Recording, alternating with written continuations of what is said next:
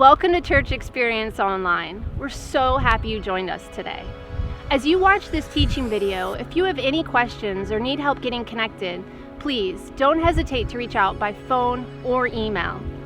Also, our website is the best place to go if you would like to access helpful Growth Step resources, join a serving team, connect in a life group, get your questions answered, or support this movement financially by giving online.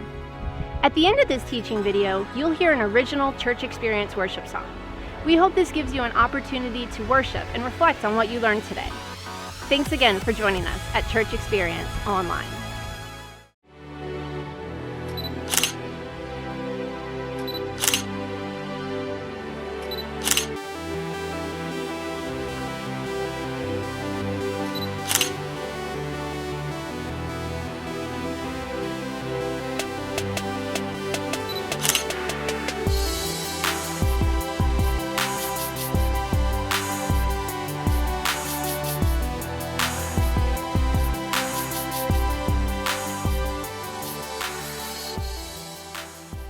My hope and my prayer for this new teaching series is that it will really break down walls in our lives and help us really live differently. And I think this topic of our perspective on how we see the world is so important because you do see the world through your own lens, and so do I. We all do, and we see other people through our perspective. We see God through our own perspective, and we even see ourselves through our own perspective. And I think that at the core of this teaching series, it's a desire to change how we think about the world to be more like how God thinks about the world. Because if we could align our lives and our perspective more with how God thinks, it would change how we actually live. Because if you change how you think, you change how you live. We do very few things that are not fueled by and driven by what we think about, like our attitude, our perspective, our beliefs. They're like this underlying foundation that pushes us towards certain actions. And if we could change how we actually think about things, it would change how we actually live. And I actually think this is so important because I believe that most of the big struggles of our lives, the challenges, the things that keep us up at night, and the frustrations that are weights on our shoulders, I believe that many of those things can be rooted back to a perspective in our life. How we're thinking about something, the way that we view someone, the way we view God or ourselves through our perspective. And if we could change how we think, we could change how we live. I heard one pastor say that your perspective is either your passport or your prison. And so is your perspective, the way that you're seeing the world, your passport or your prison, is it freeing you up to actually live, or is it keeping you prisoner and causing frustration and friction in the way that you live because of how you think?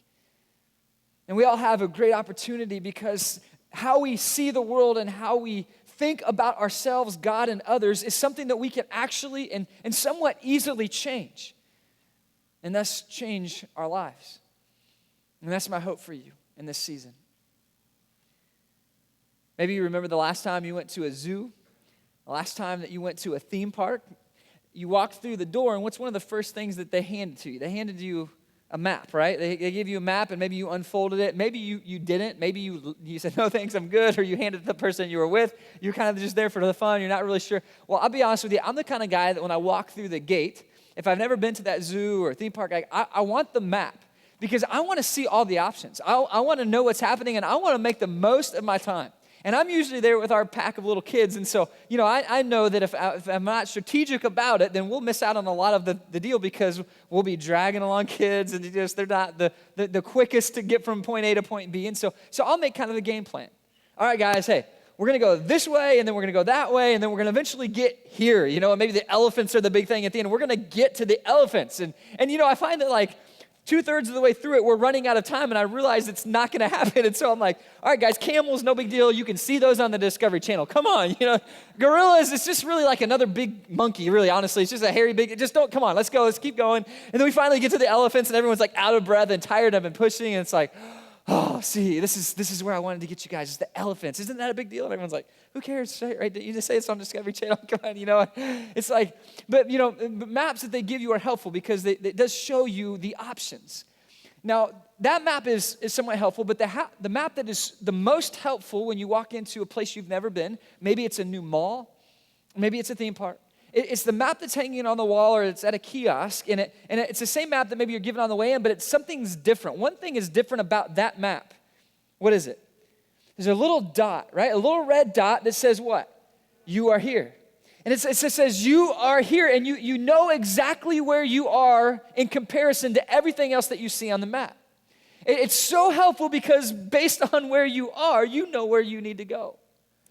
What's not so helpful is maybe the times that you're not using your GPS and maybe you wanted to pull out the map and you're in some place you've never been and you want to get a perspective on the area and the geography, and you're trying to figure out this place. Maybe you're visiting some family in some other place and you don't exactly know where you are. And so all this is super helpful. It's great to know that the water's over here and that there's these side streets here and the main roads here, but it's not that helpful until you realize where you are. Once you figure out where you are, then all the rest of this makes sense.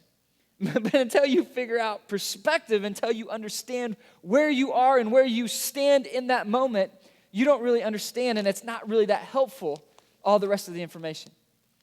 My hope is that you and I will get a better understanding of how God sees us in the context that we live, where we actually are, and what He views us as, and how He views us, how He views the people around us. And if we could take on more of God's heart, it would impact how we actually live. If we could align our perspective with God's perspective, it would cause us to live with greater love, with decreased fear.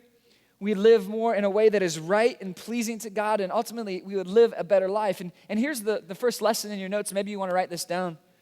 Better thinking equals a better life. If we could just change how we think, it would lead to really a better life. And that's what I think we all want. And what I mean by thinking is our beliefs. When we believe about God and how He wants us to live, we could understand God's heart on how He wants us to live, our beliefs, our perspectives, our attitudes. If we could change that, it would influence our entire life. And here's the next lesson. It's right there, and this is where it goes, is that more godly thinking equals a more God-honoring life.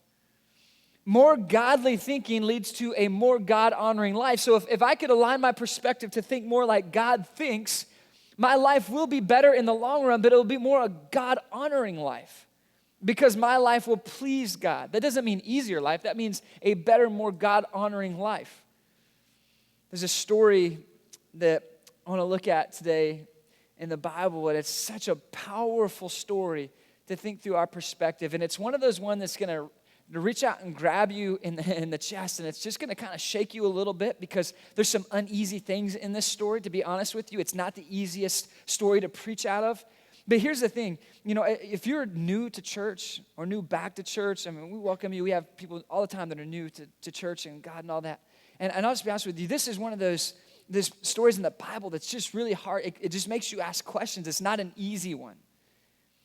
But it's so helpful for us if you and I can get the truth that's in this story. So I want to go there in 1 Samuel chapter 15. There's a story about this man of God named Samuel. And Samuel is going to talk to another guy that God has chosen to be king. His name is Saul, and he's the reigning king of God's people, this nation of Israel that we learned so much about in the Bible from. And it begins in verse 1 of chapter 15. It says, Samuel, he said to Saul, I am the one the Lord sent to anoint you king over His people Israel. So listen now to the message from the Lord. So He's coming to deliver a message to this king from God. This is what the Lord Almighty says. I will punish the Amalekites for what they did to Israel when they waylaid them as they came up out of Egypt. So there's this other people group, this evil nation that attacked God's people hundreds of years before. And He says, I'm going to send you to attack them. Verse 3, now go attack the Amalekites, totally destroy all that belongs to them. And this is a message from God through Samuel to Saul about His people and what they're to do. He says, do not spare them. Put to death men and women, children and infants, cattle and sheep, camels and donkeys. So Saul summoned the men and he mustered them to Telaim, 200,000 foot soldiers and 10,000 from Judah. So God asked them to go attack this evil nation and completely destroy him. A little crazy, huh?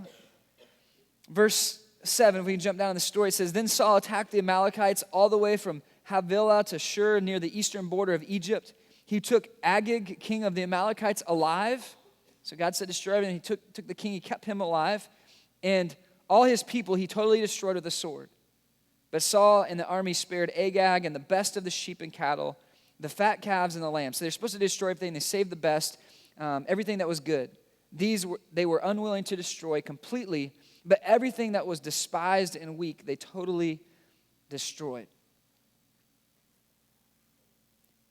God is just, and he always does the right thing. There is no sin in God. God cannot sin, and he has never sinned. God is love. These are clear anchors of our doctrine, meaning our set of beliefs. What we know about God from the Bible, from experience, these are the things that we know about him. We're confident in these beliefs about who God is, that he's just, that he's right, that he's without sin, that he is love. Yet it seems on the outside somewhat disturbing that God would send his people to completely destroy another people group. Maybe into a battle, yes, I'd understand that, but to completely destroy them, it kind of causes questions. Annihilation of a group of people, it's intense, and it brings to mind so many different thoughts. This story, though, is so important that we go even into an uncomfortable story because there's something in here that I think could actually change our perspective and change our lives. See, my perspective and our perspective of what is fair and what is right or what is good, it may not always be accurate when lined up next to God's perspective. We don't like the idea of annihilation, of course, and killing and all that stuff. We don't. But my deep conviction and belief stands strong that God is always right and he's without sin and that he is love. And so I put on the lens of my perspective of who God is and what I know about God, even when I see something that is mysterious and maybe not understood to me, and it puts at odds with what I think might be right and wrong up against what God commands is the right thing to do. Because what God says is always right. And so I believe these things, but I also deeply believe that disobedience to what God asks us to do is called sin.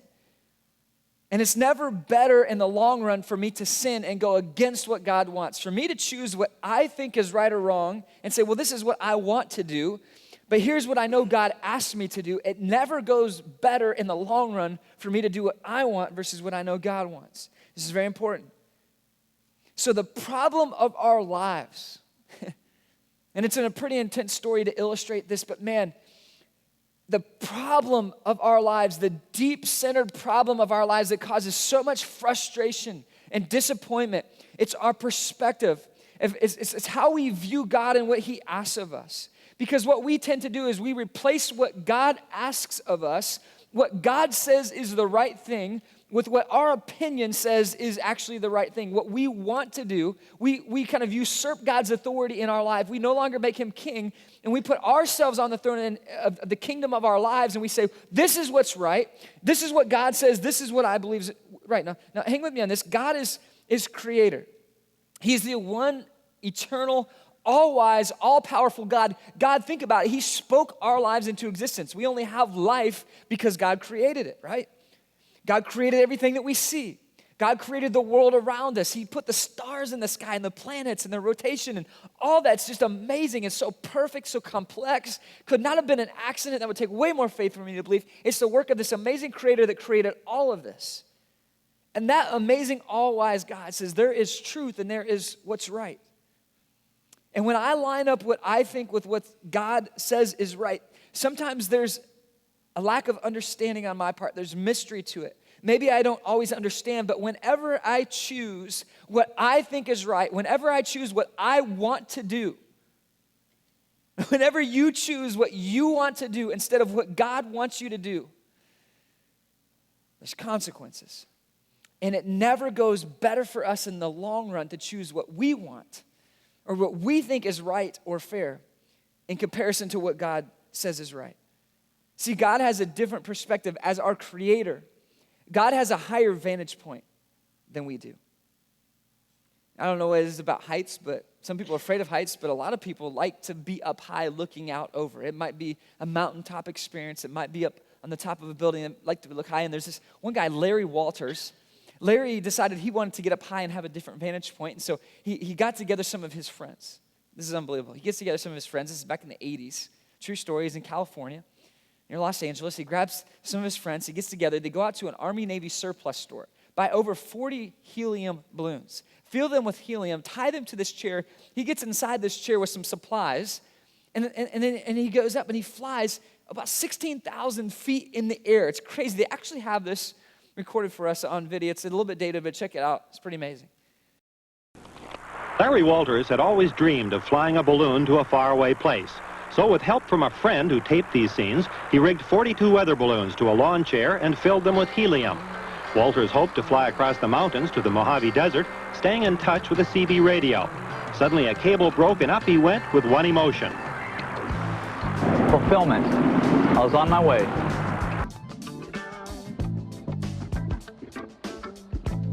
The balloon reached 16,000 feet, spotted by two astonished airline pilots. But the craft wasn't moving, so after nearly 2 hours, Walters shot out some balloons with a BB gun and came down fast over Long Beach, the only time he was frightened. All I saw were rooftops and power lines. I thought to myself, this is it. Please God, don't let me get fried. Right? I mean, what was he thinking? I mean, and like his friends were a part of this. Did you catch that at the beginning? Like the friends, they like helped him. If your friends think this is a good idea and they don't veto this and they help you, you need new friends, right? Like you definitely need new friends. And it says that he packed like PB&J sandwiches and some drinks. It's like, what was that? It's like, like on the airlines, they give you snacks. I feel like I deserve something to eat while I'm up, 16,000 feet in the air. He probably had no idea that he was going to shut down LAX, the runways there at Los Angeles Airport, for 2 hours. They literally shut down the airport. I mean, he's up there, and he eventually gets down because he shoots a couple of these balloons with the BB gun, but that was his plan. That's a horrible plan. Like, I'm going to take a BB gun, and I'm going to shoot these balloons. What if you shoot one too many, right? And then you plummet to your death, I mean, this is crazy. And then my favorite part, the airline pilots, right? There's these planes flying through the air at hundreds of miles an hour, and they see this guy in the air. I mean, can you imagine you're sitting there in your seat in the airplane, and you look out the window, you've been reading on your phone or your newspaper, and you look out, and you're like, what is that? Balloons, and then there's a dude in a chair. It's like, is Jesus coming back? This is totally, like, I don't get what's happening here. This is crazy, mind-blowing. But he doesn't. He stays up there for hours and hours until he comes back down and was cited and given a ticket, and man, I don't even know what to say. He wanted a different vantage point. And I understand that. It's a little crazy, and maybe he chose the wrong way to do it, but he wanted to get up high, and he wanted to see the world from a different perspective. And I think that we understand that. We like mountaintop views. We like to look out over on the beach, and there's something like calming about it, because when we get up high, when we get above the hustle and bustle of our lives, when we get away from the crowds and the craziness and the chaos, we kind of see things different, right? When you get removed from the day-to-day life that we live, we get to kind of take a different perspective because we're in a different place. There's a different, as I heard someone say, a different pace, and that causes us to see things differently. And for you and I, there's something about a different perspective that's helpful, but we don't always see that because we're locked into the chaos of our daily lives. Yet God is removed from all of that we experience. Although he's there with us, he also has this higher view of our lives. He knows things about us, about our world, about people that we don't know. He's the all-wise God that had the wisdom to create all this and the power to accomplish it. He is our King, eternal, and yet God knows us intimately, and he knows our situation. And it's so important that we understand that, because God does have a different perspective on every situation. And on this particular situation, I want to help us see that perhaps there's some things that we might not understand. Now, my point in reading some of the backstory of what God asked them to do here and why they did it is not to explain it away and say, okay, so this all makes sense now, right? Don't you agree that was the right thing to do? That's not the point. The point is to help us see that sometimes there's a different perspective than what we understand. And we may not still understand or like everything that God says to do, but we have to trust, and this is so important, that we can grab hold of and understand that God's perspective, even when it's in conflict with what I want to do, is actually better and higher than mine. He sees things I don't. Listen, Deuteronomy chapter 25, jumping back to verse 17. So this is the backstory of how the Amalekites became these adversaries of God's people. It says, remember what the Amalekites did to you along the way when you came up out of Egypt. When you were weary and worn out, They met you on your journey and attacked all who were lagging behind. They had no fear of God. When the Lord your God gives you rest from all the enemies around you and the land he has given you to possess as an inheritance, you shall blot out the name of Amalek from under heaven. Do not forget. So God had spoke this to his people, and many, many years later, this actually happens. But it was a result of them attacking God's people. They had attacked those who were lagging behind. And then God also said in Exodus chapter 17, verse 16, he says, because hands were lifted up against the throne of the Lord will be at war against the Amalekites from generation to generation. And they were at war with each other. The Amalekites would attack, and there would be battles and fighting and lost lives, and all of this war had been stirred up because they had provoked and attacked God's people. See, the Amalekites were an evil nation, and they fought against God. God said they lifted hands against me, not just his people, but they fought against God himself. They were a wicked people, arrogant, and evil nation. The whole tribe was corrupt. And I'd imagine that the rebellious teenagers among them grew up. It says generation after generation they battled, and so those who were in their young years would eventually grow up and become the next layer, the next generation of fighting warriors that would attack the Israelites.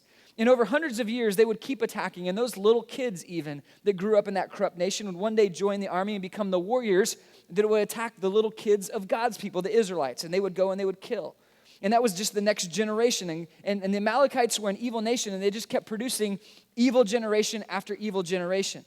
Notice what it said back in Deuteronomy chapter 25. It's interesting. It says that they attacked those who lagged behind. So God's people, the Israelites, are coming up out of captivity, out of the land of Egypt. They're weary, they're worn out. Some will say there's hundreds and hundreds of thousands of them that might have stretched miles long. This large group of people leaving Egypt, wandering through the desert. And it says the Amalekites came and they attacked those who lagged behind. Who is it that would probably lag behind in this Israelite nation that's moving through these lands? I would imagine those who lagged behind in this large mass of people that they're trying to move through this land. I would imagine those who probably lagged behind might be those who are handicapped. Those who had some kind of handicap and couldn't keep up with everybody else. I would imagine probably it was the pregnant women or the women who needed to stop and feed their young infants probably had to lag behind, or those who with really young children that they're trying to corral had probably a little bit behind the rest of the crowd. I would imagine it was probably the elderly, those who couldn't move as fast as everyone else and were advanced in age, and their caregivers.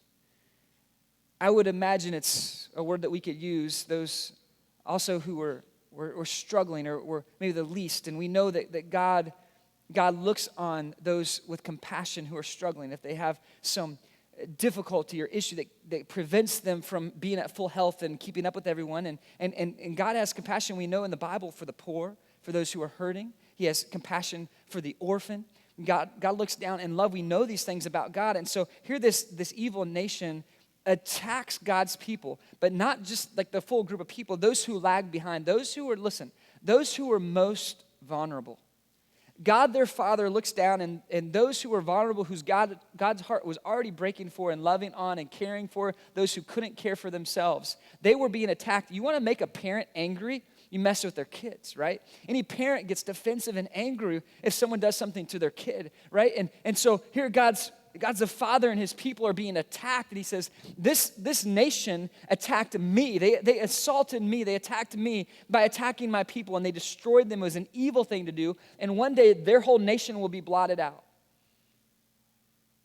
Now, God chose to wipe them out, this nation, and that's his call, regardless of how we understand it, what we think about it, right or wrong, how we feel about it. We may not fully be able to understand that, and that's not the point of what I'm saying here. What I'm saying is that there was more to the story than what we read when we read just the first glance at the page, like, wow, that sounds like a crazy thing for God to do. There's actually more to the story, and God is always right, and he's always just, and he's without sin.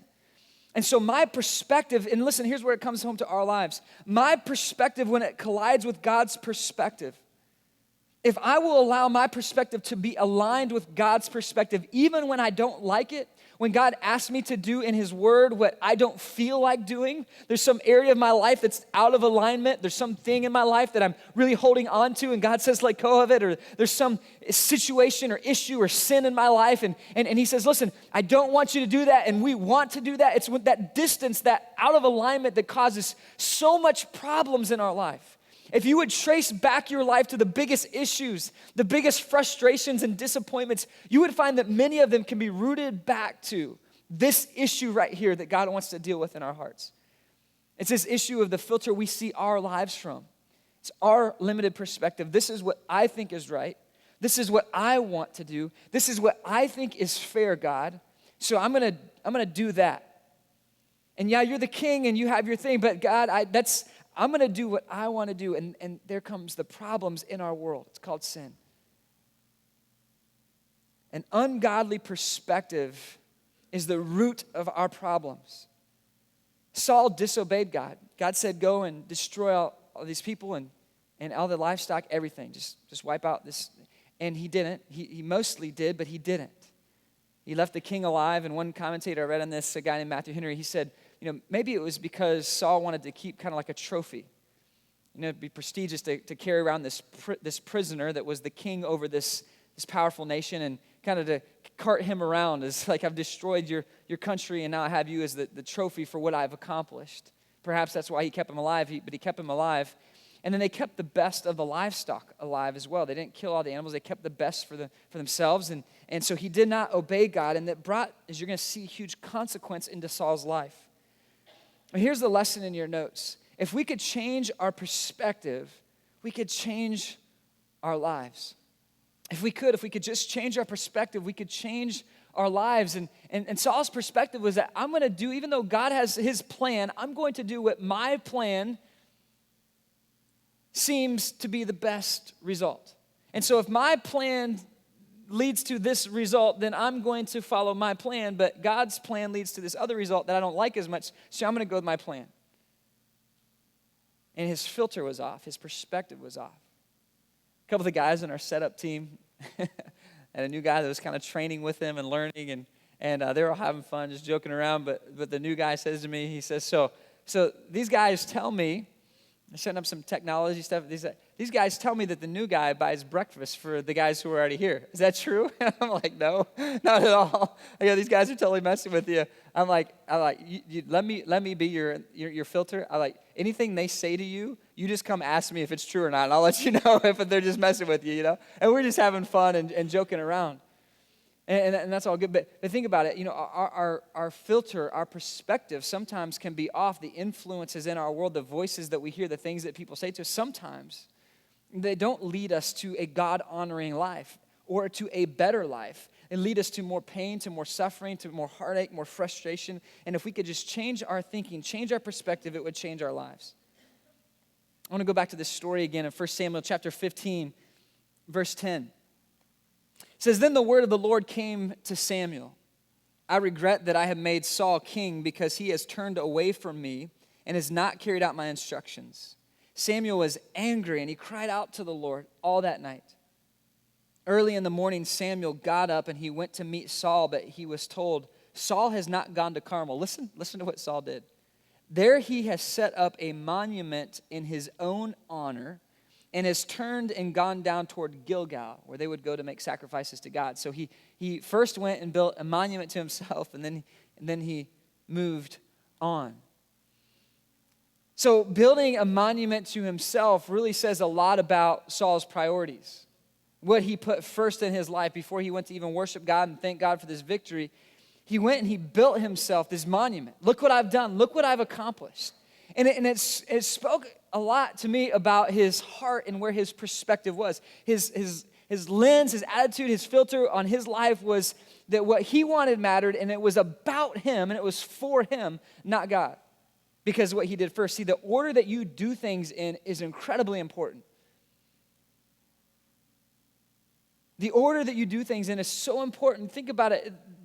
You have time every day, and it's the same amount of time that we all have, but did you find time on a daily basis to pursue God this last week? to open his word and to read and to pray. I mean, I was busy. Well, it wasn't that you didn't have the time, right? It's not that we didn't have the time. It's that we didn't put the right things first. And when we came down to the end of the day and our leftovers, what we had left, we didn't have enough time, and so we didn't. This could change a marriage. You know that she or he has needs, and so then you're like, well, I want to help, but man, I have these things that I need to do for me first, and then I will go and serve. And a lot of times you miss an opportunity.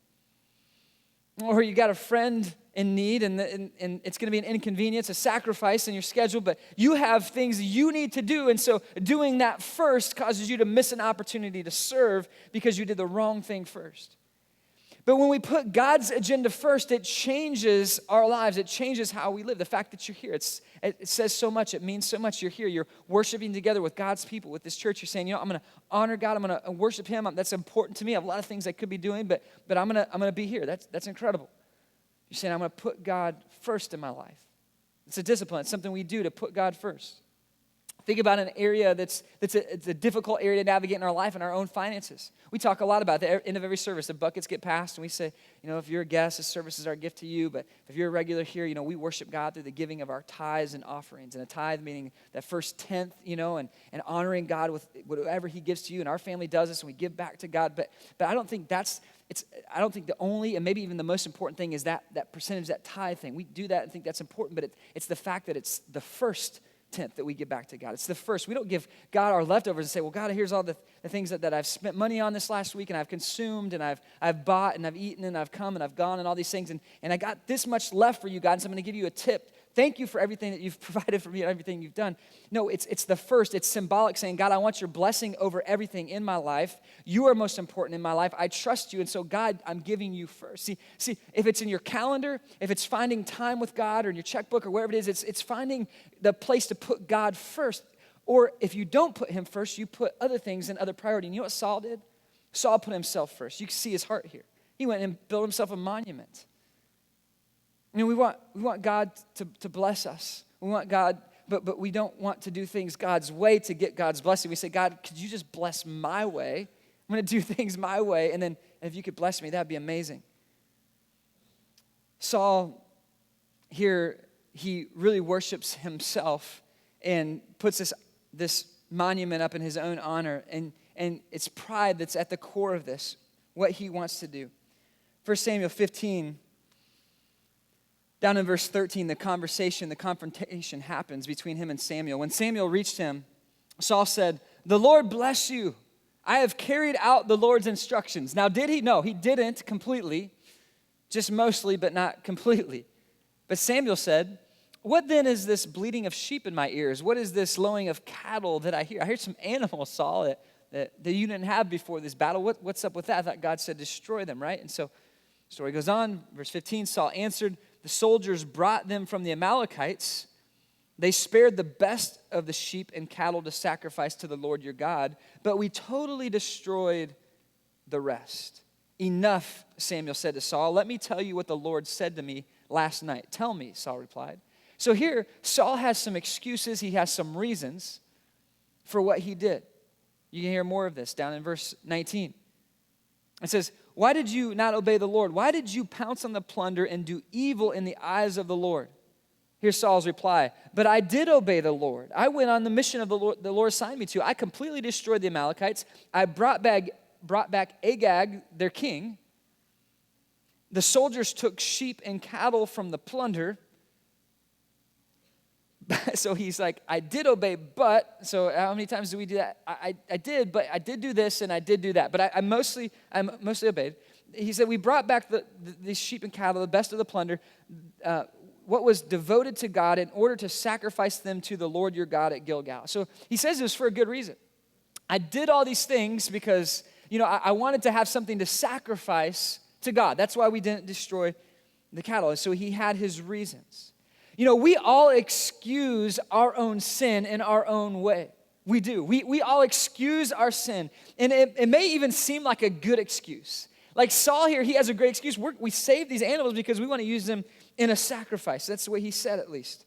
And we're great at justifying our actions to cover what we want to do. mentor of mine, PK, he says it like this: your reasons explain you, but they don't excuse you. Just because I have a reason doesn't mean I have a good excuse. And in your notes, I put it this way. Here's the lesson I've learned, is that I can think something that is not well thought out. So I can have my opinion on what I did or what I should do. I can have my perspective that's not God's perspective, but I can rationalize it and justify it all day long. And I can think something, I can have an opinion on it, but it might not be well thought through. And excuses blind me to self-awareness. So I want to ask you a question. What excuses might be blinding you to what God actually is asking of you, which results in the greatest return in your life, the greatest reward, the greatest result comes from honoring God long term? So what excuses are keeping you from following and honoring Jesus? One more time, I'd like to turn back to this story in 1 Samuel chapter 15, verse 22. It says, but Samuel replied, he's being confronted for his actions. He replies, Samuel replies about Saul's reply. He says, does the Lord delight in burnt offerings and sacrifices as much as in obeying the Lord? To obey is better than sacrifice, and to heed is better than the fat of rams. For rebellion is like the sin of divination, and arrogance like the evil of idolatry. Because you have rejected the word of the Lord, he has rejected you as king. Then Saul said to Samuel, I have sinned. I have violated the Lord's command and your instructions. And then his real reasons surface here in light of the consequence. He says, I was afraid of the men, and so I gave in to them. So revealing. So God asked him to do something that was very hard to do. And when he went to do it, in the end, his men, he was afraid that if he asked them to do something that didn't make rational sense to them, that he would lose his kingship. See, God actually made Saul king. He gave him the kingship in the end. Samuel was the one that anointed him as king. So this was a gift from God, as is everything good in our lives. But listen, this is so important. So Samuel knew something that Saul just didn't get. And that was that to honor God is more important than doing it our way, because, listen, Saul was holding on to the blessings of God more than God himself. He did not want to lose his kingship, something given to him by God, and he was afraid of his men and what they might do, how they might revolt, how he might lose something that he valued.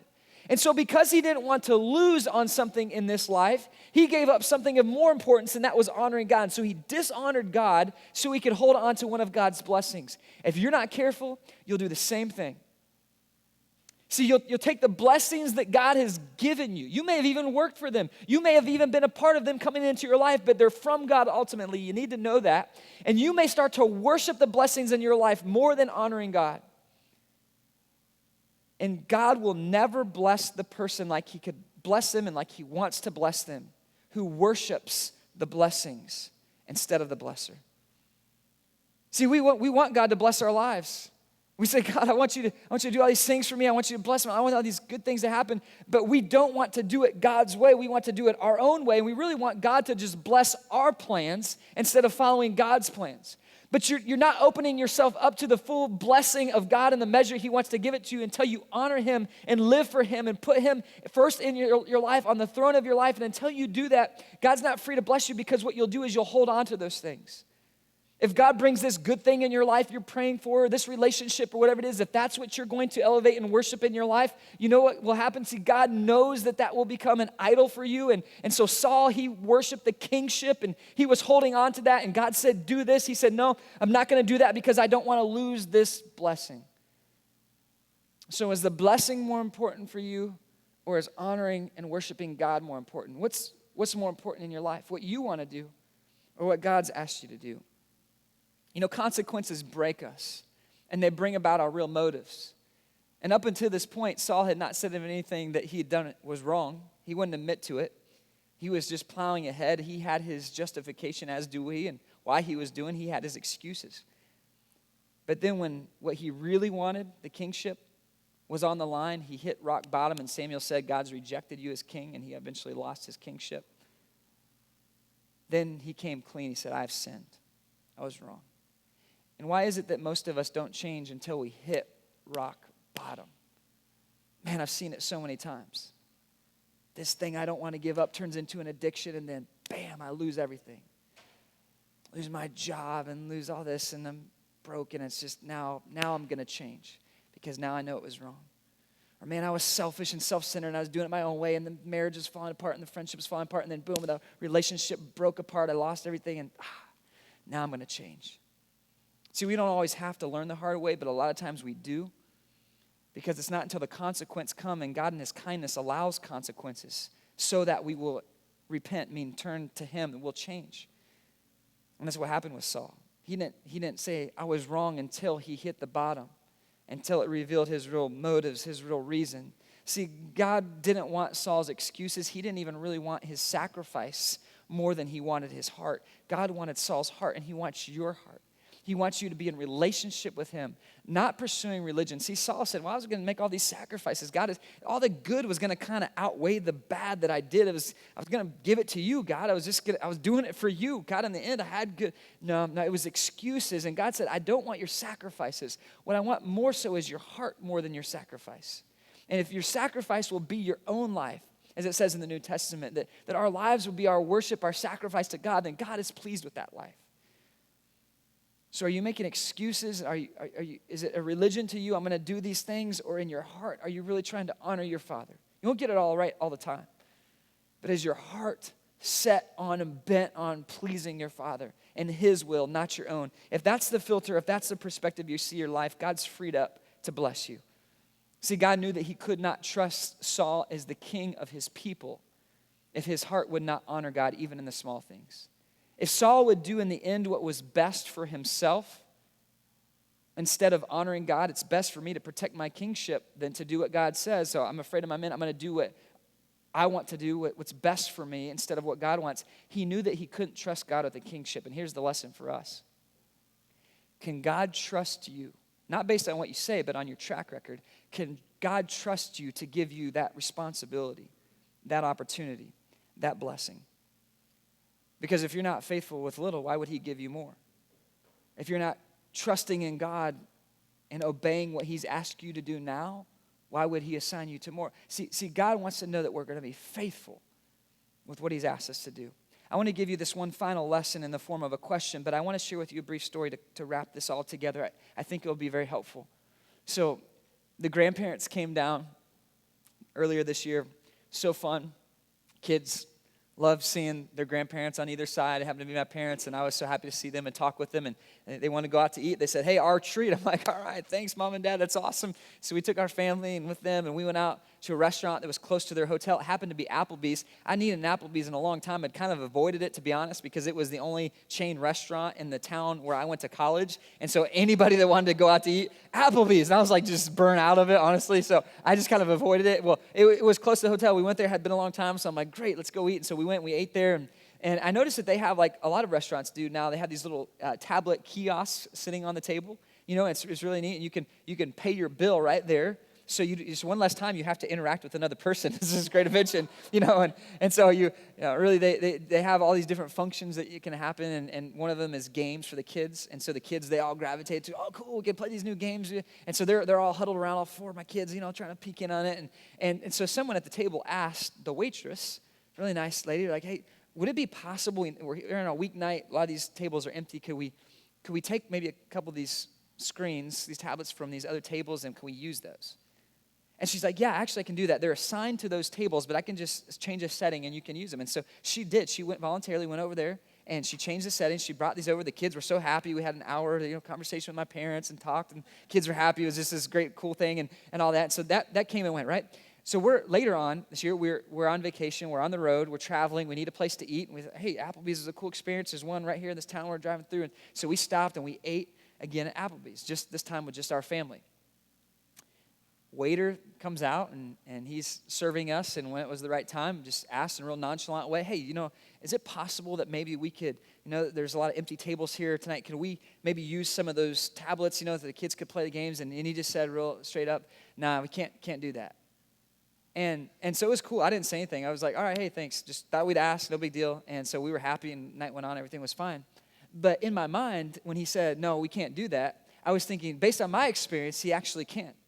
And so maybe he knows that he can, and he just didn't feel like it, honestly. He's like, these guys are high maintenance.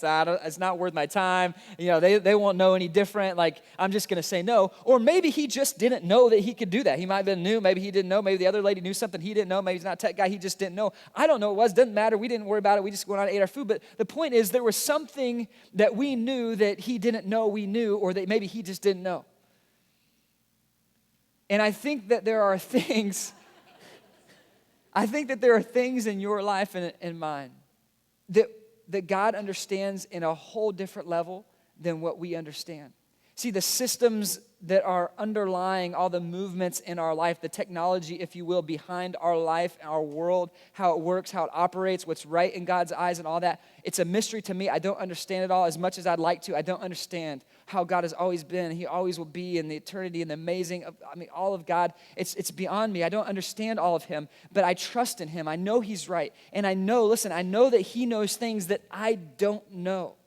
There's things in my life I may not understand. Listen, I may not even like some of the things I know I need to do, but I know that they're of God, and I know that they're the right thing. And so if I will just consistently take on God's filter as much as I can understand it and say, God, I'm going to do what I know you want me to do, even though I feel like doing something else, even though I want to do something else, I'm going to trust that your way is consistently better. I'm going to trust, God, that more often than me, you are right. In fact, God, you are always right. And I'm just going to put my faith, I'm going to throw my faith into that boat of trust in you and belief that, God, what you say is right, and belief that, God, even I don't understand it, I don't want to do it sometimes, I'm going to do it because I know in the end that's best for me. And God, I trust you. I trust you with my life. And Saul, he kind of got this wrong because for him, his thinking, his perspective was bent towards what he wanted. Will you trust in God? Will you change your thinking? Will you allow God to lead you? And here's the question, the final lesson in your notes. What do I need to start thinking differently about?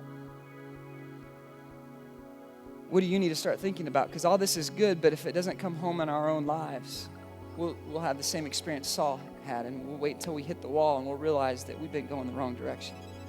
See, God wants to create an alignment, a perspective alignment in our lives.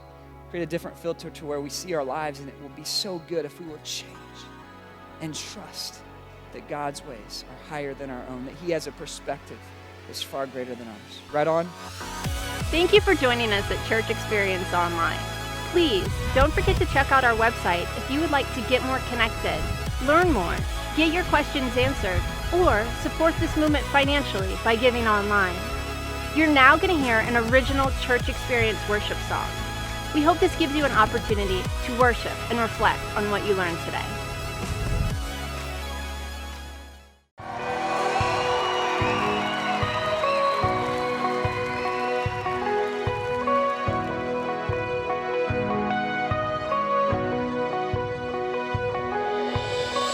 You have the power of all, but you washed our feet, though you were right to rule, became servant king,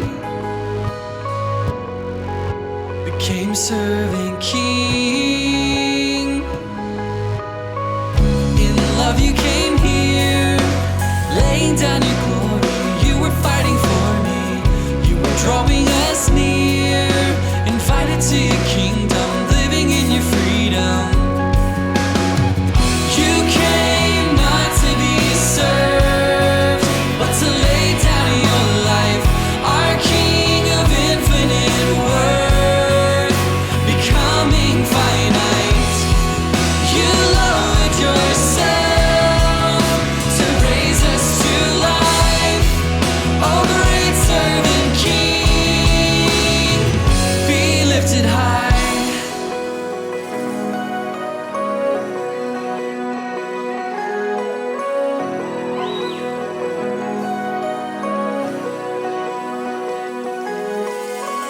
You're calling us to be your hands and feet, serving the lost and least. Great servant King,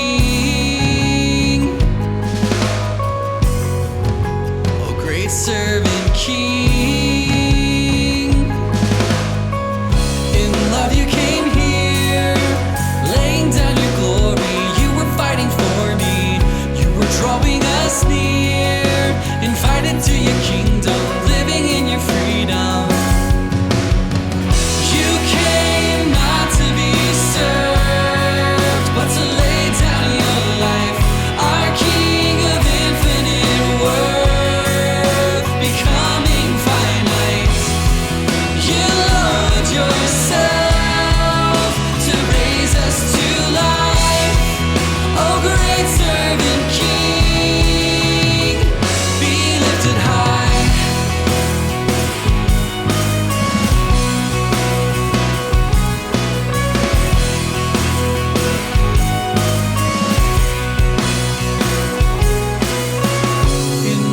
came here, laying down your glory. You were fighting for me. You were drawing us near, invited to your kingdom, living in your freedom.